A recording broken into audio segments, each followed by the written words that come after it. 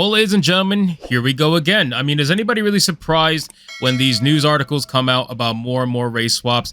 Disney is never going to learn, okay? I want to get that very clear out in the beginning of this video. Disney's never going to learn. Disney feels like they're too big to fail, essentially. Disney feels like they can do whatever the hell they want, and it doesn't really matter how much money they lose, because at the end of the day, their entertainment sector is subsidized by their parks. Now, what am I talking about? Well, apparently, Marvel's Agatha Coven of Chaos is going to star another race-swapped character by the name of Jennifer Kale, and is going to be starring alumni Sashir Zamata, which comes from Saturday Night Live. At least they were from Saturday Night Live. So apparently this person is going to be playing this character in the new upcoming Marvel's Agatha Coven of Chaos. And we have talked about this show already before, multiple times in multiple different videos, because this show is showing all the signs, and I literally mean all the signs, of being just another woke nightmare. So let's get into this article, guys, from Bounding Into Comics. But of course, if you're new here, just consider hitting that subscribe button. I would greatly appreciate it. So it says, in case there was any doubt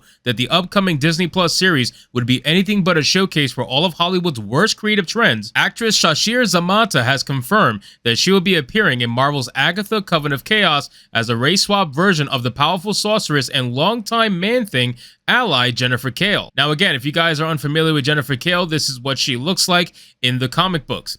So it says, perhaps best known for her time as a Saturday Night Live cast member and her portrayal of Ayana on the Hulu series Woke. Oh wow, that's actually pretty ironic. That's very ironic that she was on a show called Woke. I like that. I like the way the universe works sometimes.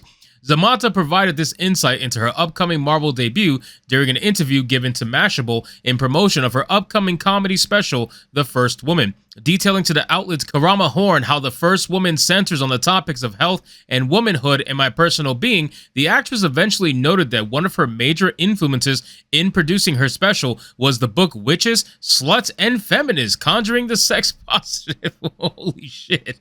Oh my god, does that not sound like the most hardcore feminazi book? Wow. And again, I'm not surprised, man. I'm not surprised. This person, just look at the eyes, man. You could just tell the crazy eyes. Like, everybody who's on this side, they have a certain look to them. And when you see that crazy eye look, you should know what you're getting into.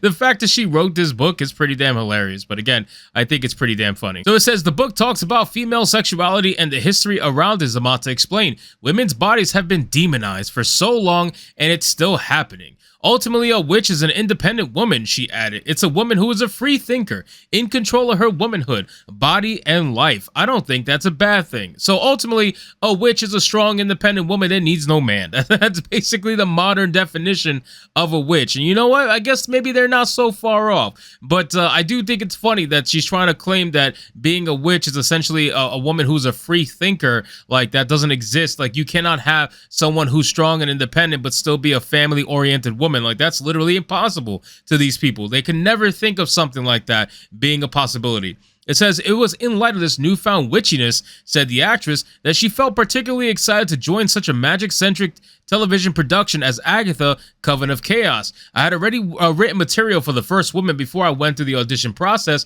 Zamata told Horn. It felt magical that I got to be in a show about witches. I talk about it so much in my special. To this end, the actress then publicly confirmed for the first time that she will be portraying a race-swapped version of the aforementioned Jennifer Kale. I definitely did do as much comic book research as I could, Zamata ultimately teased, but the way we formed this character is very different from what I think people expect. Well, you're definitely not lying there. At the end of the day, it's definitely going to be a big difference compared to what it was. And again, this person clearly, because she had to say, look, I did as much comic book research as I could. What was that, like 5 minutes of reading a comic? Yeah, that nobody believes you when you say you did this, because ultimately this character is going to be nothing like what was in the comics. This seems to be an ongoing trend. Unless the character is inherently black in the comic books, it is never going to be source material accurate. They are always going to change the character if the character was white in the comic books. And the thing is, they haven't really stopped at race swapping, right? Race swapping is only the forefront of it. It's only the beginning of what they're actually doing. when they take these characters, they're not just race swapping them, they're also personality swapping them. They're turning these women who used to be a certain way, the characters used to act and think a certain way, and they're turning them into feminazi girl bosses because that's the thing to do now. So now you can't just race swap, now you're also changing their personality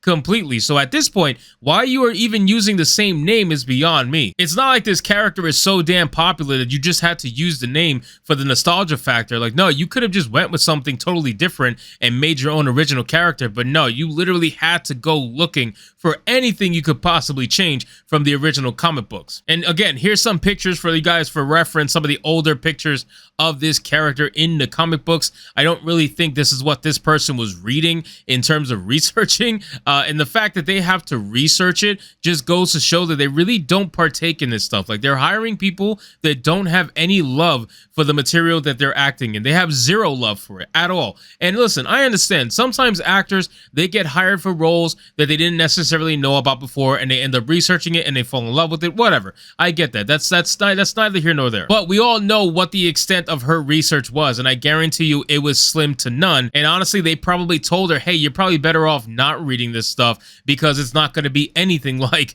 what's in the comics. So there's really no reason why you should read this, because the character is going to be completely different. So we just have another example of good old Disney doing their lazy race swapping because they are creatively bankrupt in every way imaginable, and it's not going to stop. It's just going to keep going from here. So anyway, guys, thank you so much for watching this video. I hope you did enjoy it, and if you did, consider leaving me a subscribe. I would greatly appreciate it. Don't forget to like the video, comment, let me know what you thought, and I'll see you guys on the next one. Hypnotic out.